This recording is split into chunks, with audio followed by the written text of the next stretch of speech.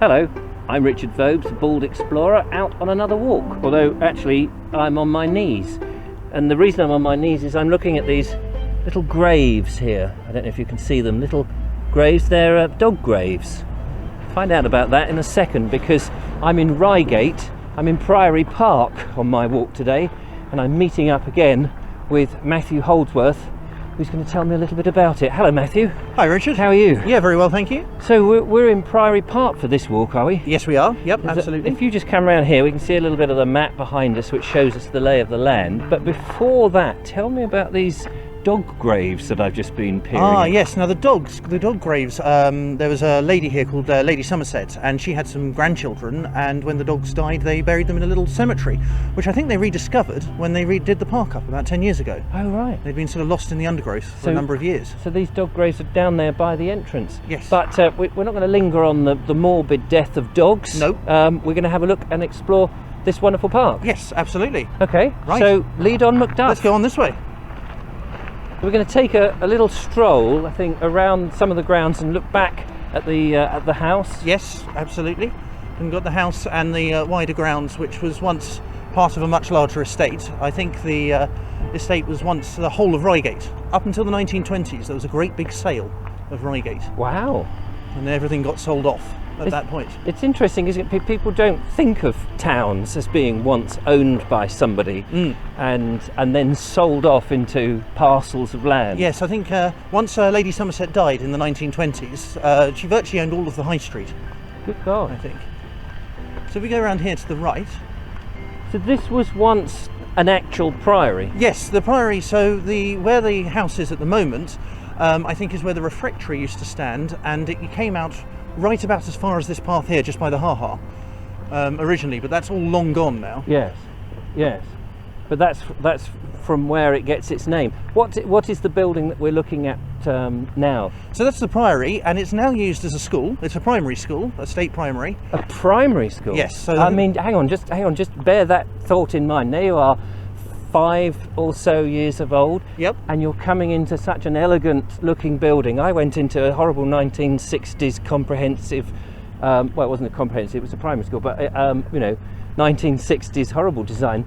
You a little child come into school, must be magnificent. Oh, it's very grand, I think, inside. I've never been in, but it must set you up for life, really. I'd have thought so. Appreciation of architecture. Absolutely, and the view that you get from the windows is quite a lot to daydream with. So that view you're talking about is here, this wonderful green field meadow, or priory ground and gardens. Yes. And actually, you mentioned ha-ha. We should just show the ha-ha. Here it is, because some people don't quite know what a ha-ha is. But there we go. To stop the animals from getting into the grounds? That's the original idea of it, I think. Yes. Yes. This is quite a small one. I've seen much bigger ones. Yes. Oh, yes. There was one when I was at Woollerton Hall. There was a big one, and of course they still had deer in the ground, so they didn't want them coming into the house. No, because I think the more formal grounds were obviously to the higher side of the ha-ha, and this would have been much more open pasture here. Right. And then if we look this way, you can see there's the fairly recent cafe which was built, which looks a bit like a spaceship has landed. Oh yeah. But it does reflect the rest of the park, I think, very well with all the glass. Yeah. So you get the different seasons, and so it'll look green this time of year and white if it snows. It's quite cleverly done. So which way are we heading, straight on or further? Yeah, so we head straight down here, I think. I mean, you know, the weather now has just turned a little bit, but when we first arrived, it was in glorious sunshine, and I can imagine that this is a communal place for the... It's very busy. They use it for all sorts of things. It's open air cinema and stuff like that. Oh, really? Yeah, oh, that's nice to see, isn't it? A lot of cowslips in here, which I think are meant to be pretty rare. And these little yellow plants. Let's have a little look at some cowslips. One of these. There. Here we go. Because like my tree identification that I'm trying to do, I'd like to sort of be a bit more experienced at wildflowers, but there's so much to learn in so little time. Yes. But yeah, no, that's really cool. It is. I mean, it's a lovely building. I like the colour particularly. That sort of almost yellowy, sandstony kind of colour. It's a fascinating building that's constantly being repaired at the moment. Oh yes, you can see there with the scaffolding going up. They've actually stripped some of the render off it. Oh, back to the original brickwork, yeah. And the little red buckets were taking whatever it is coming off down into a skip. So up here, if we then just turn left down here, we can go down the long walk that goes down towards the what would have been the old Abbey Pond. Oh, right. The fish pond. The fish pond, yes, yeah. yes. Oh, There's actually a culverted stream that goes right underneath here at the moment and comes out at the Abbey Pond. It's so nice to see that, you know, the roots of these places are still there, even though you'd probably walk through here and not have any idea that that was what was there. But, you know, if you do a little bit of research, of course, you soon get it. Nice little box hedge here with sort of border plants and things. Yes, I think they've taken this from the old 19th century garden designs when they redid the park back up, and it's known as Monk's Walk. Ah, well, aptly named. Aptly named indeed. And it looks there they've got a little avenue where they're training some plant. Yes, it's some sort of tree. Viney which I probably tree. should know. Yeah. And a very, very popular play area in the summer. Yes. Oh, I can imagine. Which my kids certainly love. Well, who doesn't love climb, even as a grown-up, dare I say. Exactly. There's a nice zip wire there if you want to go. Oh, well, there we go. Bald Explorer on the zip wire. Yeah. Fantastic. And I noticed on our right there's some tennis courts as well. So Yes. There's lots of leisure facilities. There's lots of leisure facilities. There's a table tennis table just around the corner as well. Oh, right. Oh, okay. So you can, I should have brought a ping pong ball. Absolutely. Well, I think you can hire them from the cafe. Oh, right. Even better. So this here is the this is the main walk down to the pond, Right. down this avenue of trees. Now I'm gonna see if I can identify these trees. Yes. Are they beech trees? I think they might well be beech. Beech is a tree that's often planted. I mean, it grows in the wild, of course, but Beech would be is quite good on sandy soil, and I think we are on here. sand. We are on the sand. To the left, you've got, which is all Priory Park, where the woodlands are. That's actually got the green sand way at the top. Oh, right. Yeah, because we have a lot of green sand on the South Downs, down at Findon, just north of Worthing. So yeah, so that makes sense, I guess. And look at that. This is going to be. I mean, these are quite young trees, aren't they? Yes.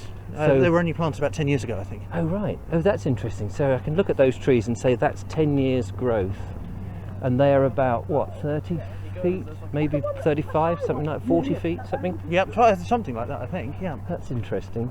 But they look magnificent, and they're going to look fantastic when they're sort of a bit more mature. Oh, in another 10 or 15 years. Yeah. I mean, they will look really very special. Absolutely. So I can see there's on my right here, there's markings for football, presumably? Yes, I think quite a lot of this is used by junior football clubs, and also the school use it as their playing fields as well. Right. And you can just see through the trees up there. That's actually Reigate Hill, just in the distance. I think you can see that. It's round here. Just up there. There's Reigate Hill. Looks like it's raining up there. Yeah, you pointed out in the other video that we did, and if you haven't seen it, check it out, where we were looking at the castle grounds, that we're sort of sandwiched between the hills here, Yes. and then the hills to the north. This section here is known as the Vale of Homesdale. Oh, is it? The Vale And of Homestead. So there's a very small section of clay sandwiched between the sandstone Right. and the chalk downs. It is amazing. It always amazes me how much the geology changes in such a short space of mileage. Yes. Because you know, you always think that when you dig down, that there ought to be great swathes of one particular sort of rock formation, but actually, it does change. Very rapidly. Yeah, very rapidly, Very in rapidly. small little portions. Just by going a few miles, you can go through about 4 or 5 different types of stone Yeah. in this area. Yeah, absolutely. So we're approaching the old fish pond now, which is going to be interesting to see, no doubt, full of ducks and. There are plenty of ducks here, quite a few swans, I think. Oh, lovely. And some Canada geese. I've and just maybe felt some ducklings. I've just felt a couple of drops of rain on my bonts, which is. Yeah, that's the trouble when we don't have Filming much on top, I'm afraid. Yes, April, of course. You expect a little bit of showers. Yes. But it's still light, it's still warm, and yeah, and here we go. You can start to hear the geese. Yes, I don't know if there's any ducklings or anything as yet. They tend to have quite a few on here, and there's always some swans with their nests and things here this sort of time of year as well. A popular bird feeding place. Yes, and look at them. See if we can slowly. They're all going to run away, of course, but seem relatively tame. Oh, they are. They'll probably expect you to feed them in a minute. Come, little ducks.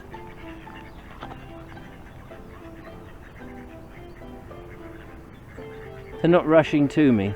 No. No. They obviously don't watch the internet much. No, I don't think they. I think they haven't seen your show yet. No, swines. So look at that, lovely water. But it's amazing how peaceful we are. We're 5 minutes from the town centre.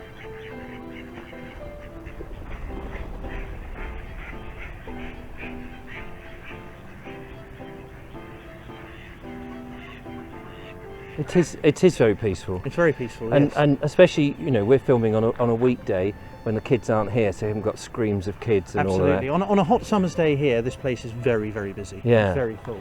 They have fairs and all sorts over in the rest of the park, in the flatter areas. Well, once again, time has defeated us, but it's been a splendid walk. Thank you, Matthew. Thank you. No problems. It's lovely to see. Let's end with a bit of the lake behind us, the old fish pond, and no doubt, Matthew, you're going to row out there and catch me a fish now. Is that the idea? Well, I can have a go, but I think Richard might be hungry. Ah, sorry. In that case, I'm going to leave Matthew here and go and find another partner to walk with. Thanks. No, thank you so much. It's No been problem. great. Thank you. Do join me again when I go out in exploring somewhere else, somewhere different, somewhere new, somewhere exciting. Yeah, thank you. Until then, bye for now. Thanks, Bye. Matthew. Cheers, Bye-bye. thank you. Cheers. Bye.